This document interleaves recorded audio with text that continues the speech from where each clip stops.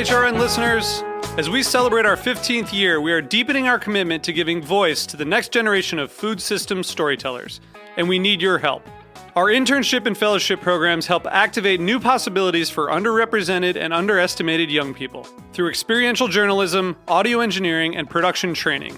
Through these unique programs, HRN helps food equity stewards build essential workforce readiness skills that expand their potential and foster economic mobility. Please consider supporting these critical programs.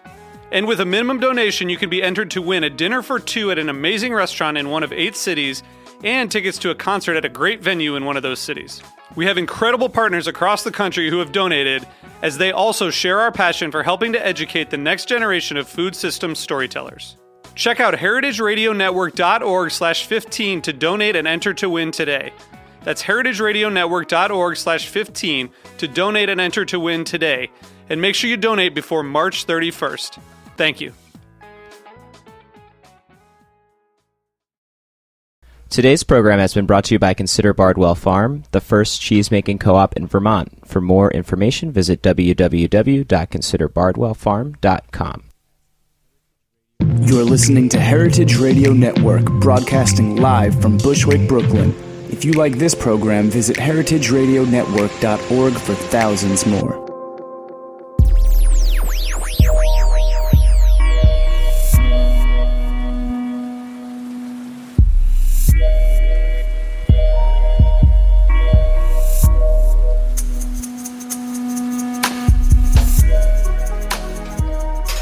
All right. Thanks for tuning in. You're listening to the Heritage Radio Network, and you're tuned into the Farm Report. I'm your host today, Erin Fairbanks, and we are live in studio with Sarah Teale of the Adirondack Grazers. Sarah, welcome to the studio. Thanks very much, Erin.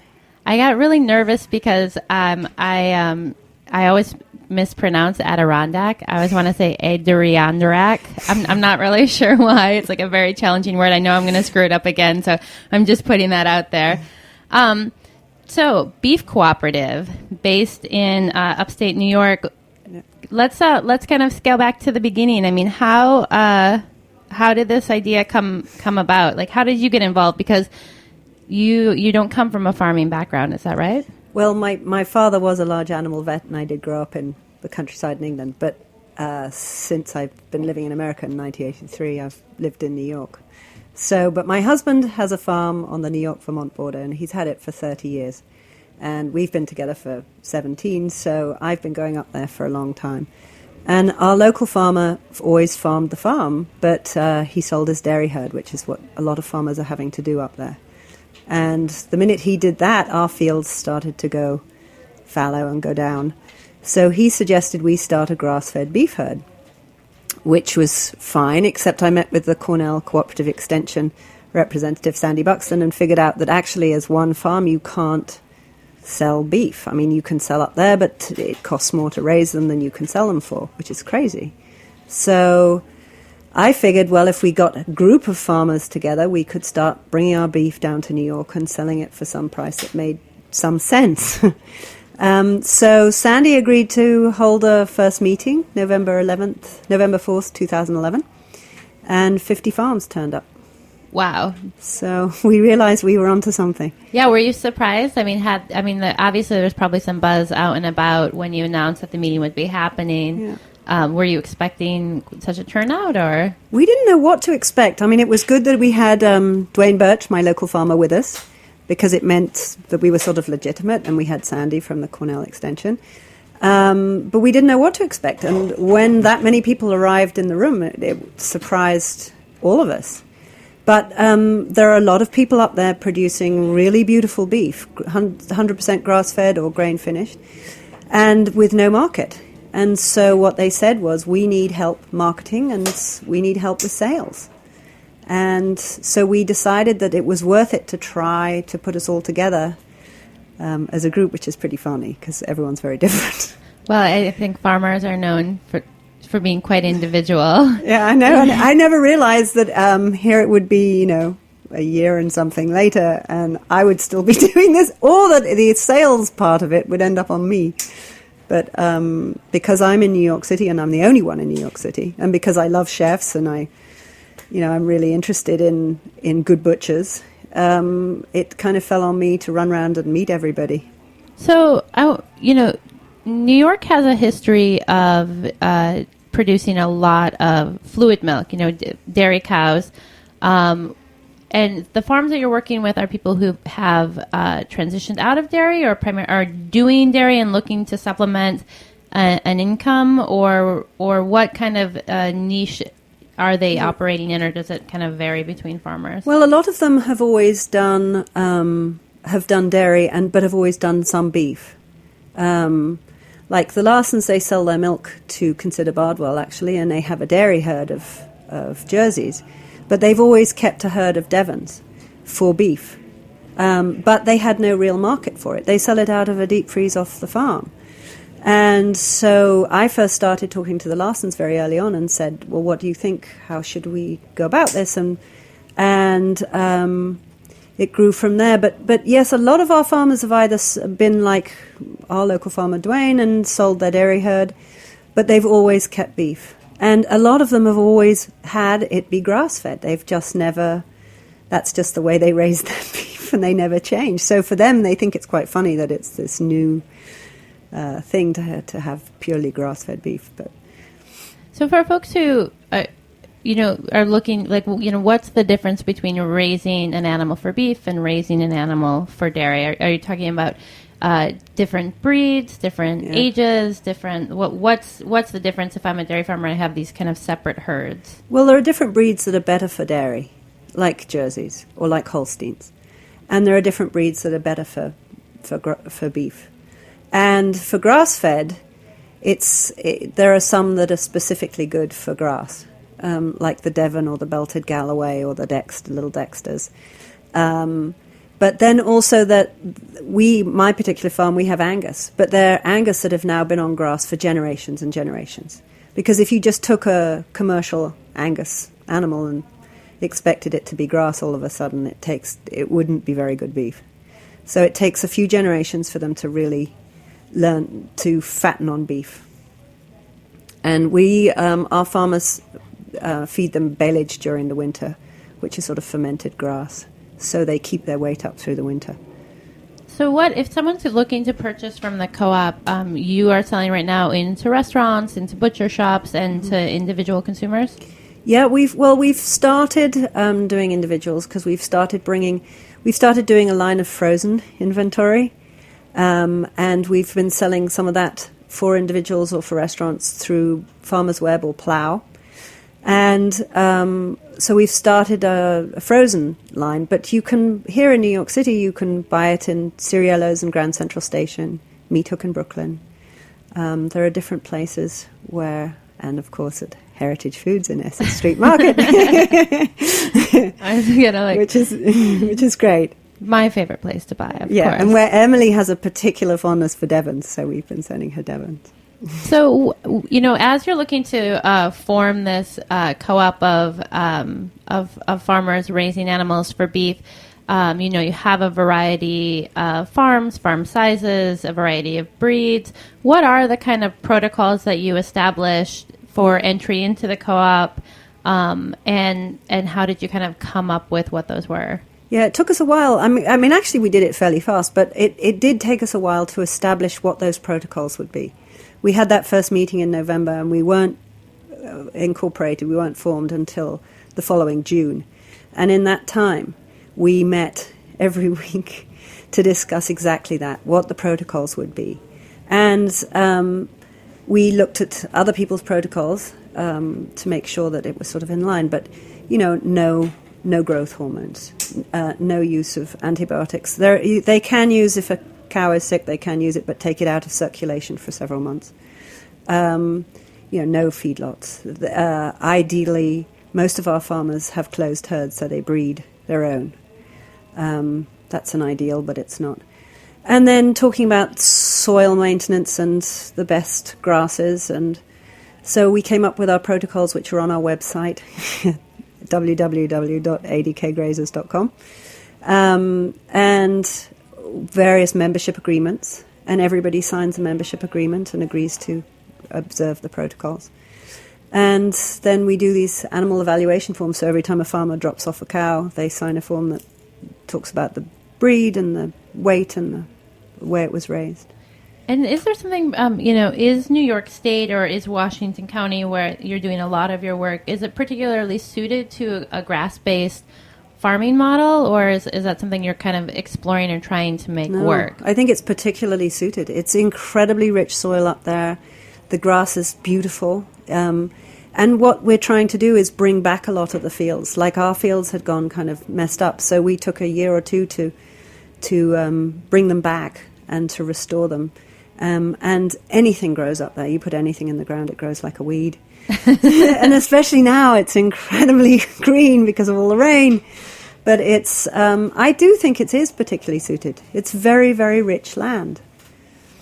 So the idea of a cooperative, selling beef, obviously none of that is like a particularly new or revolutionary thing. And I always wonder, especially now, there seems to be a lot of smaller scale distribution models in the egg world, for vegetable producers, for livestock producers, kind of looking to come in and do something similar. I'm wondering, how, when you're looking to start something, what are the models that you look to so you realize, we don't want to repeat these mistakes, or why has this kind of not worked here? I mean, if we have this great land, we have these great genetics, we have this great beef, what's the problem? Well, the problem's been partly New York City. Partly it's less getting going than I had realized, actually. I think the demand is there, but it's taken a lot of chefs, a lot of thinking to how to buy our beef, and how to use it properly and how to cook it properly. You cook it less. Michael Anthony at Gramercy Tavern, they've been ordering a side a week since January, and he's amazing because he'll use every bit, but he's really rare.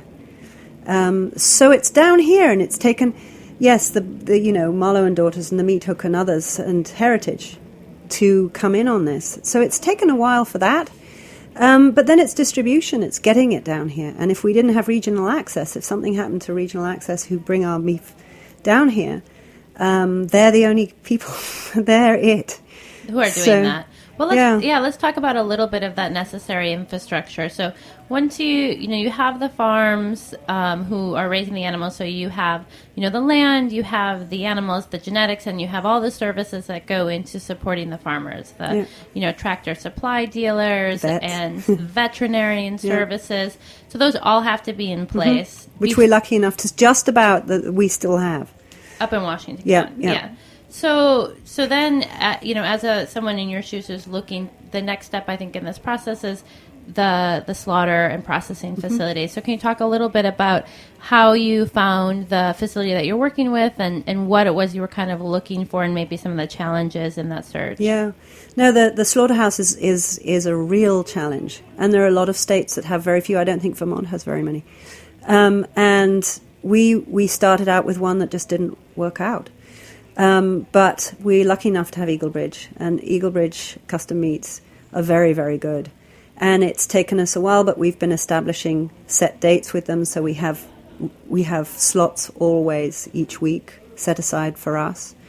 And they've been working with us to develop the frozen product, so it's quite an art actually to properly Caravac and wrap beef.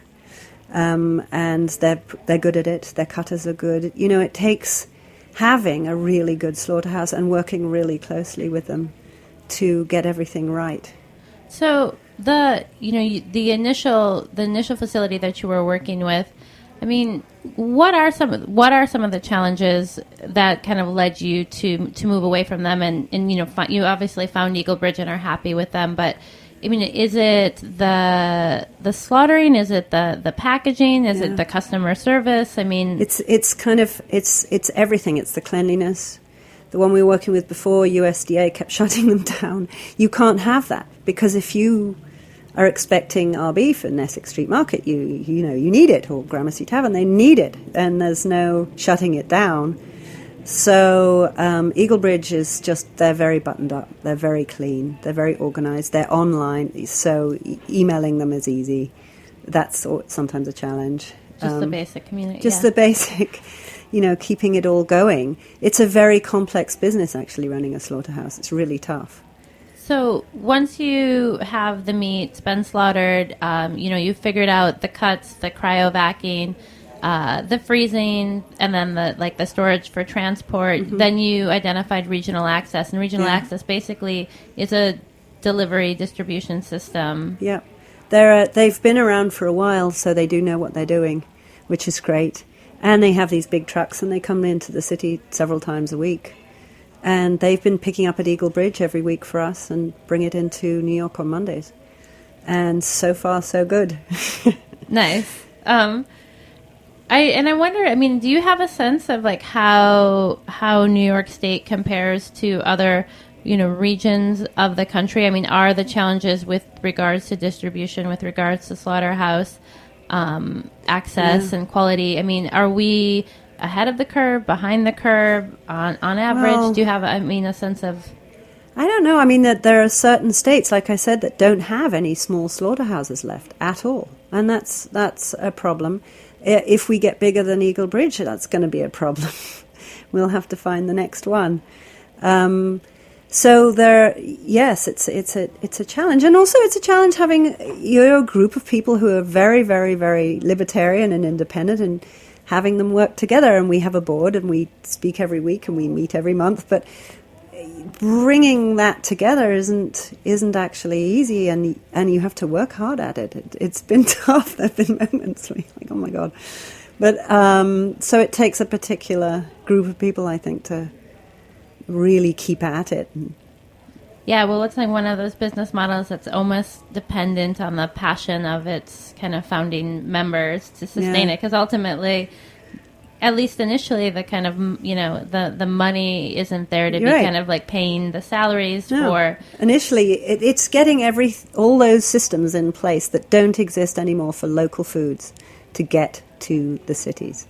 And this is something that's happening all across the country.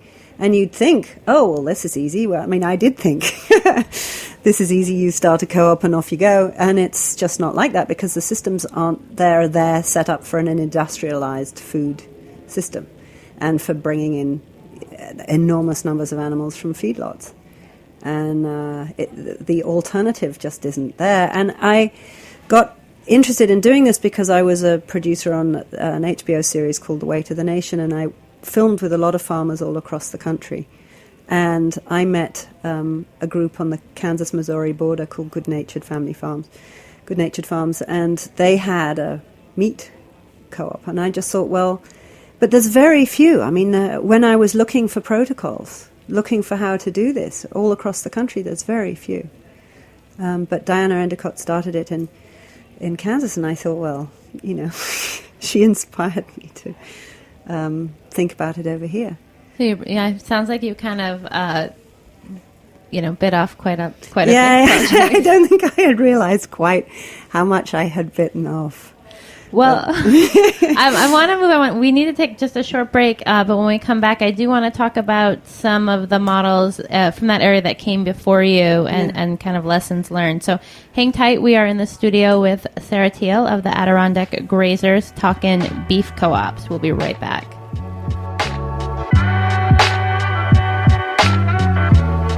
Stay tuned, everyone. You're listening to Cheese Gainsbourg by Taxstar on the heritageradionetwork.org. This is the Farm Report.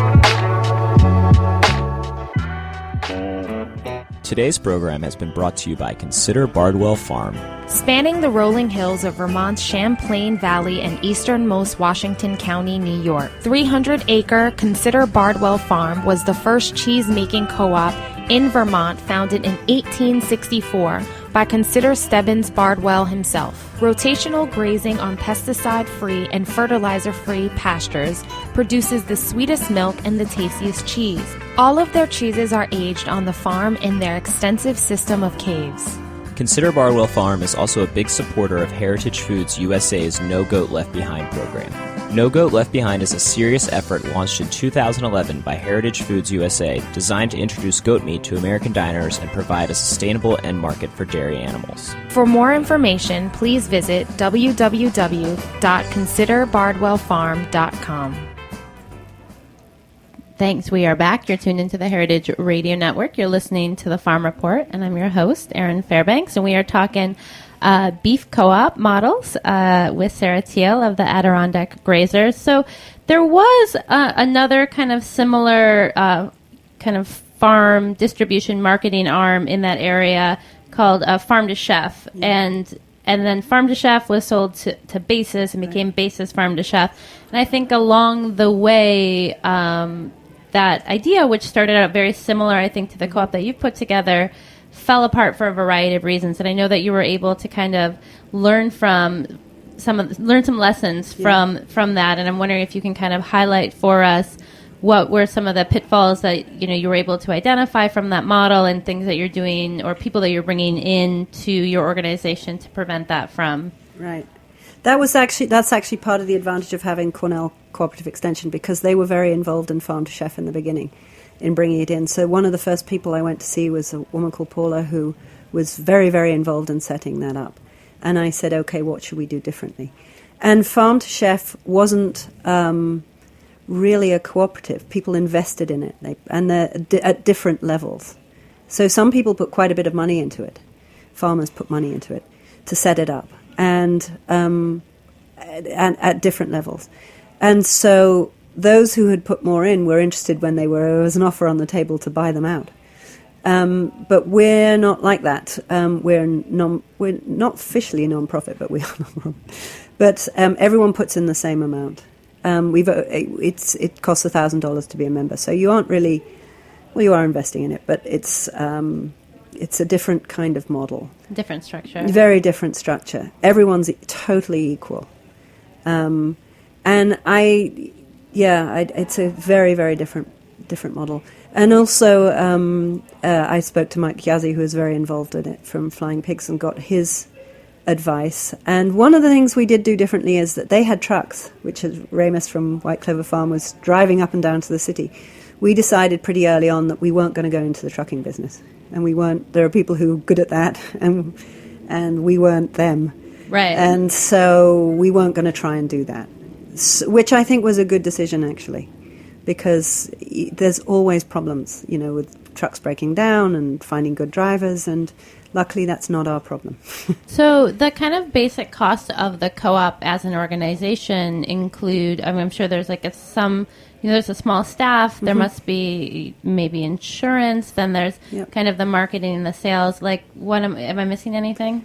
No, that was about it, putting together logos and things. But we were lucky enough to get a SARE grant, for a farmer's grant. I think it's USDA, but University of Vermont, twice. But what was amazing was actually they invested in us before we were really, really together, very, very early on. And it's a very small grant, but it helped pay for the lawyer, it helped pay for the logo, it helped bring a lot of things together that we couldn't otherwise have paid for. Which was great. And then we were lucky enough to get a loan from Farm Credit East, again, small, but these things really help. We just got our first grant from a foundation. Those things help establish. And the logo, Jen Goggin from Farmers Web, her sister Caroline, did for us. Nice. Which was great. And then the first website we had was done by one of our farmers. And then a friend of Lisa's actually did a website for us very, very cheaply. A wonderful guy who Sonnet Media, who really does websites for authors, did Okay. one for us for virtually nothing. So, you know, there's been people that have come through and helped.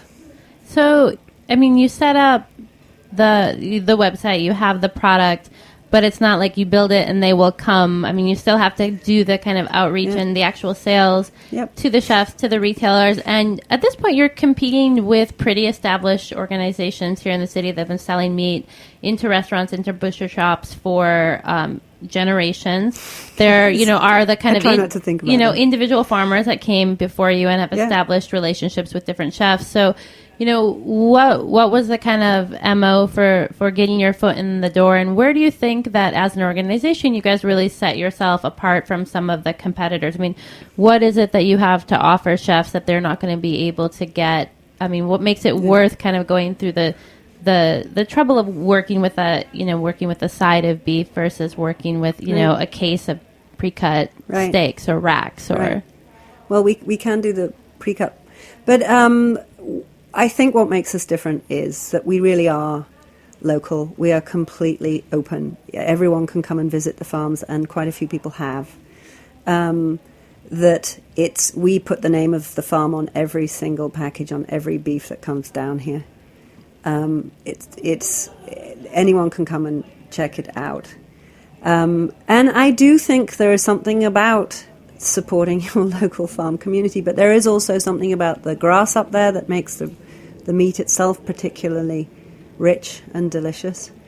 And I think it is worth supporting local. I mean, I think unless we support the farms that are, we're 4 hours north. We're not Hudson Valley exactly. We're not 2 hours north. We're 4 hours. Unless we support those people up there, it's going. You know, we're going to lose it. I think New York State loses a farm every 3 days. And so if we really do want local, we have to do it now. Otherwise, they're going. And that would be such a shame. So it's not that, you know, people should buy beef to support farmers particularly. But that is certainly one of the reasons. But I think also it is very good beef. I genuinely think it's healthier for us. It's not been through systems that I have a 5-year-old. I wouldn't feed my kid commercial beef anymore. I just wouldn't. Well, I think that you really identify one of the things that consumers are looking for, which is that kind of traceability aspect, and I think the authenticity too. I mean, there's so much kind of greenwashing in particular in the world of meat. There's all these labels and tags, you know, with pretty red barns on them that are very confusing, and being able to kind of connect with a butcher or have a chef kind of, you know, tell you about where their animal is coming from. And I know, we were lucky enough through radio and through some of the Heritage Foods team to come up and visit a couple of the farms, and it was really interesting to kind of go see the different size of farms, the different breeds. And I think that's one of the other areas that you guys are interesting, is that you're working with a variety of breeds. And I wonder if you can talk a little bit about, you know, I think the farms that we visited, we saw some Devon, we saw Dexter's, we drove by some of the Belted Galloways, and we saw some Angus. So is that something if a chef is that you're looking to push this kind of breed conversation forward, or is it beef first, then breed? I mean, how are you kind of dealing with the fact that these animals, you know, even the carcass at the same age is going to be different? Right. There is that whole kind of education aspect, because most people, I know lately I've been talking to friends about visiting cows. They're like, oh yes, cows, I love them, you know, the black and white, speckled. And I'm like, that's not really what I'm talking about. So I think that we have come a long way in the pork world, kind of learning about the Berkshires and the Red Wattles and the Tamworths, and people have that language down a bit more. But with beef in particular, it seems like kind of you hear Angus, you hear Wagyu, you hear Kobe, but I don't see much else out there. Breed stuff. Yeah, and the breed does make a difference. There are certain breeds. I mean, some of our beef is grain finished, but a lot of it's 100% grass, and there are certain breeds that are better on grass, and that are really good that way. And the Belted Galloways and the Devons happen to be really good grass-fed beef. So I think it is worth having that conversation. On the other hand, It's been funny. I mean, we always tell everybody what's coming down the pike. I mean, we have Charolais too, and it doesn't seem to have made that much of a difference. I mean, Gramercy Tavern gets a different breed each week, probably. So it's worth having the conversation. But I think, it's so long as it's consistent and it keeps coming. And they tend to be around about the same size. The Dexters happen to be tiny, and it's very special beef. And so we sell that as a specialty item. And we've been talking to Caroline at Heritage about selling it as such, because it tastes more like pink veal. It's very delicate. It's very delicious, but it's very tiny. So if you get a porterhouse, I just gave Caroline a porterhouse on your plate without realizing that this is a specialty breed, you'd be really shocked. It's about half the size. It's a baby porterhouse. It's a baby porterhouse. Probably what we should be eating anyway, moving towards the smaller portion sizes. Exactly. So in terms of scale, I mean, can you give us a sense of how much beef is running through the system now? And if you kind of have a magic wand, what would success really look like over the next, 5 years? Yeah. Well, we've been building slowly, which I think has probably been a very good idea and a good thing, as it turns out. We have slots guaranteed at Eagle Bridge. We were doing 3 a week in the spring. It was a little less in the summer. It's like 2 a week. We're hoping to get up to 4 or 5 a week starting in the fall. And that's fine. And we can definitely do a lot more than that. I get calls all the time about different farmers that want to join. And we can build it up. I want to build it up slowly and surely and make sure that I visit every single farm. I've eaten every single farm's beef. But make sure that we are doing it right. And I think what it would look like, I mean, I had one conversation with Chef Jorge Colazo once, who is the public school system. I mean, I personally would love to see good ground beef in the school systems. That's a little ambitious, probably, but maybe one school at a time. But, I'd like to see it much more accessible for people. I think it's kind of, even upstate, we've started to putting our frozen beef into the local markets up there. You can't get the local beef in the local markets in upstate New York. So I would just like it to be more accessible for people, because I think it is healthier for the people. It's better for the animals. It's much better for the animals. And as far as the role that the cooperative is playing in the kind of economic viability of these farms, are you guys a piece of the pie for them, or you're the pie? Some of our farmers, we're a piece of the pie, and some of them we are the pie, which is a little terrifying. But it's already making a difference. The SARE grant people made me come up with a spreadsheet to show, okay, well, what's been the increase in a year from the herd size and the pasture size and the money? And money directly to farmers has gone up 115%. And to some of the farmers, when I looked, I was like, oh my gosh, we've been sending really very healthy checks to farmers, which is fantastic. It's unheard of. It's, they've been breeding these animals and selling them in auction or selling them locally at less than its cost to grow them, which is crazy. You can't do that for too long. You can't. Well, farmers, they just kind of roll their eyes and say that's their life. But it's not sustainable, and this is perhaps a better way. It is a better way to go. And so we have been building the herd sizes. We have been getting the pastures back. We know that we've increased the pasture size that's dedicated to this. And I would just like to see that steadily grow. Yeah, I mean, and you're still pretty brand new. We're still pretty brand new. In a year, I think we've done pretty well for a year. Yeah, well, and also I think it's considering, the animals that you're bringing in are usually around 2 years old? Yeah, they're right? 24, they're between 24 and 28 months. Right. Yeah. So, I mean, that's like one of those things I know when I was doing, charcuterie, you're it takes a while to ramp those systems up and to slow them down, which is, I think, another reason to kind of build slowly, because should kind of you be super dependent on one or two main accounts and those fall out, you can't stop the beef. No. If it's coming. It's coming. It keeps coming. And actually, that's why I'm very grateful that we're also doing a frozen. Upstate, people up there understand much more that actually the frozen is very good.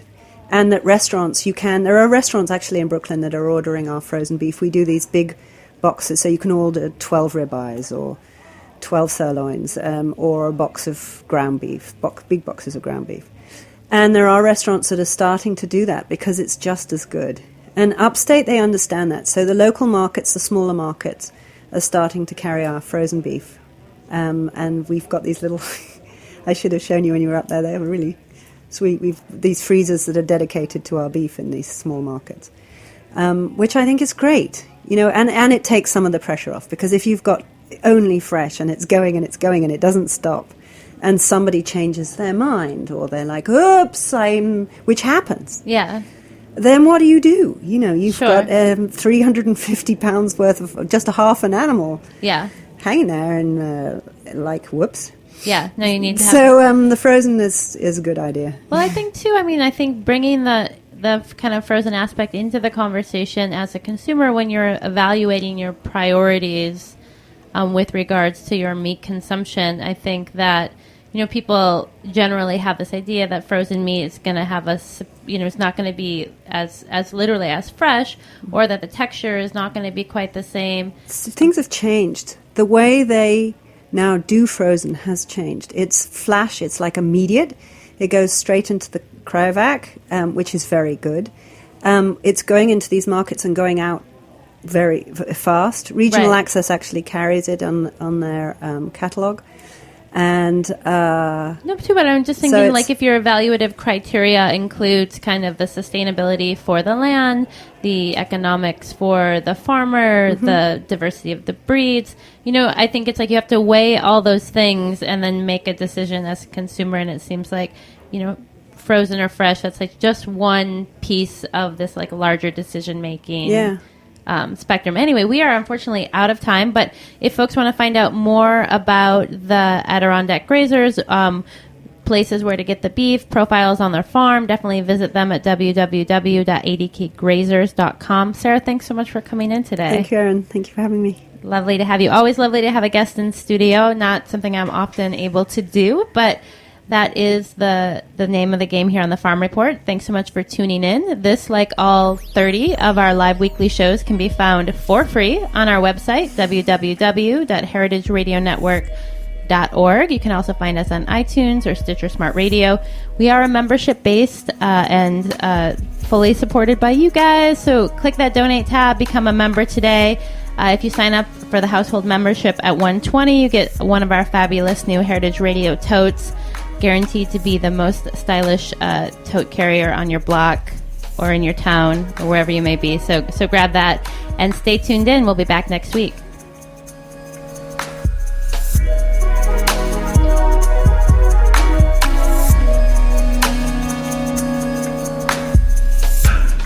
Thanks for listening to this program on heritageradionetwork.org. You can find all of our archived programs on our website or as podcasts in the iTunes Store by searching Heritage Radio Network. You can like us on Facebook and follow us on Twitter at @heritage_radio. You can email us questions at any time at info@heritageradionetwork.org. Heritage Radio Network is a non-profit organization.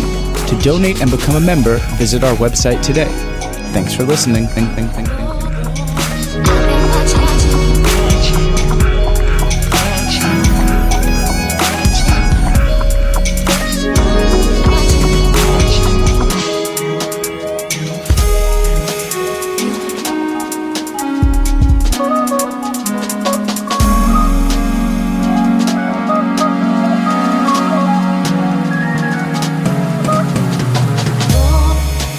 I've been watching you.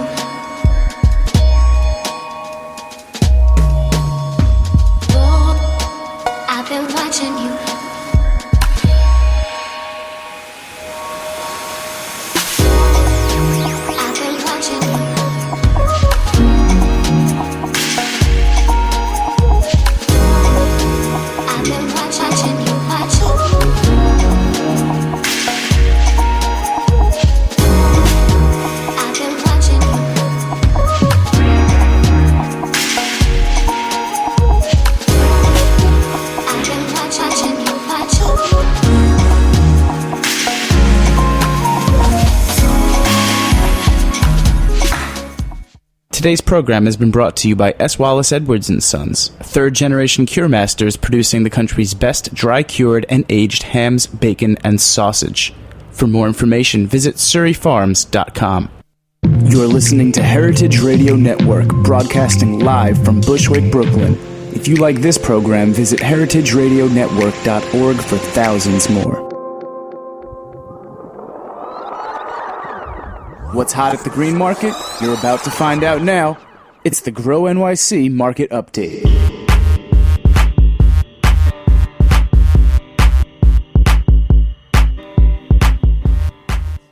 All right, thanks for tuning in to the Grow NYC Market Update.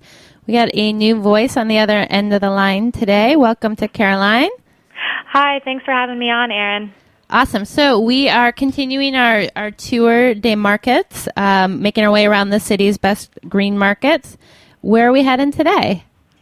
Yeah, this week we're going to head over to our brand new West 42nd Street Market, which is located between 11th and 12th Avenues in Manhattan. It sets up every Wednesday right outside of a new apartment tower over there, which has a really pleasant outdoor square where shoppers can sit and enjoy the breezes coming off the Hudson. It has particularly friendly and charismatic farmers over there, outdoor seating in the square, and a ton of samples on offer from the bakeries and the cheesemaker and fruit stalls. So I have faith that anybody could easily while away a summer morning there. Awesome. Well, who should we be looking out for at the market, and what's looking good right now? Yeah, this market has a really solid lineup. At this time of year in particular, the smell of Toigo Orchard's peaches just hits you in the face when you first approach the market, and all of their tree fruit is amazing. Sarah, the market manager there, actually was using Toigo's Bloody Mary mix and Joe Morgayewicz's peppery arugula to make virgin Bloody Marys for the cooking demonstration this week. And a few of the other farmers had used the mix for parties this summer and reported that it was a hit. There are two excellent bakeries in the market. Las Delicias specializes in a variety of unique sweet treats like scones and muffins and tarts that feature our farmers' fruit, while Central Bakery does the savory thing just right. I tried one of their cheesy spinach twists for breakfast, and it really hit the spot.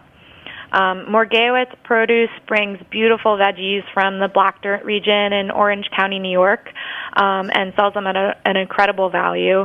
Joe himself actually comes down to the market, and when he's not busy running his fourth-generation farm, he actually dances traditional Polish dance.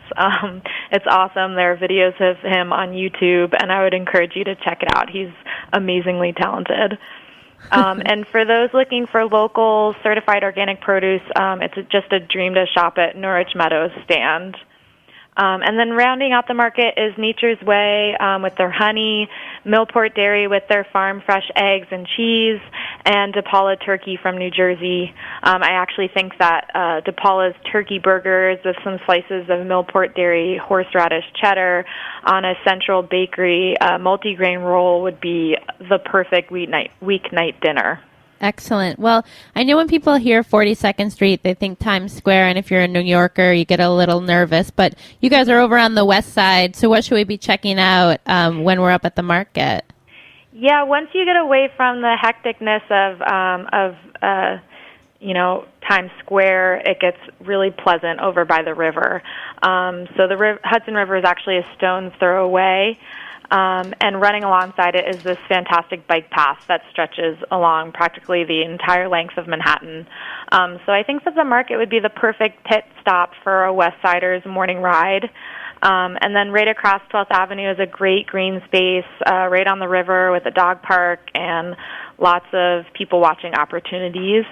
And just north of that is the Intrepid Sea Space and Air Museum, which I'm pretty excited about, and it's home of the retired Space Shuttle Orbiter Enterprise. And I just got caught up in their website this morning checking out all of the awesome programming that they have on offer right now, including a summer movie series. The next movie that they're going to be showing is Star Trek. Awesome. And a NASA Space Fest, which is running now through July 28th. Excellent. Well, I mean, way to go from like one world to the next in one morning, huh? Exactly. So what else is going on at the Grow NYC markets that we should be keeping our calendar clear for? Yeah, this Saturday is a pretty big one at Union Square. There's a book signing with Drew Ramsey and Jennifer Isserloh. They're the authors of 50 Shades of Kale, and that's we're partnering with Food Book Fair on that one. And then Quincyble will be coming to do a cooking demonstration, which I'm sure will be delicious and featuring all the seasonal products at market right now.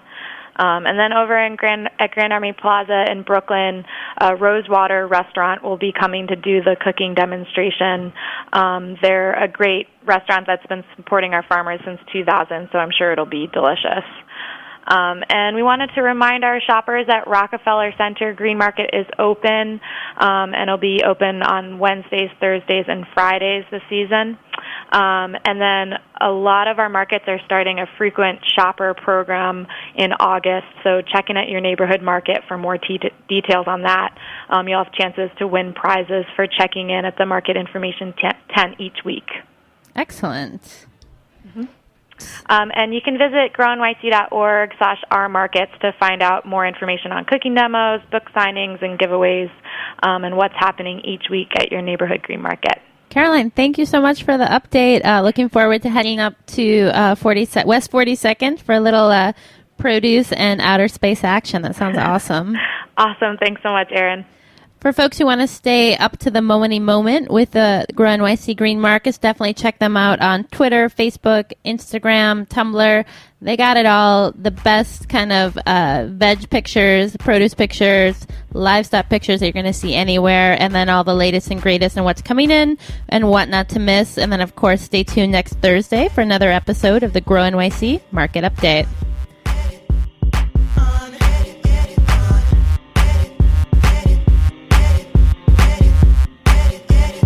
Thanks for listening to this program on heritageradionetwork.org. You can find all of our archived programs on our website or as podcasts in the iTunes Store by searching Heritage Radio Network. You can like us on Facebook and follow us on Twitter at @heritage_radio. You can email us questions at any time at info@heritageradionetwork.org. Heritage Radio Network is a nonprofit organization. To donate and become a member, visit our website today. Thanks for listening.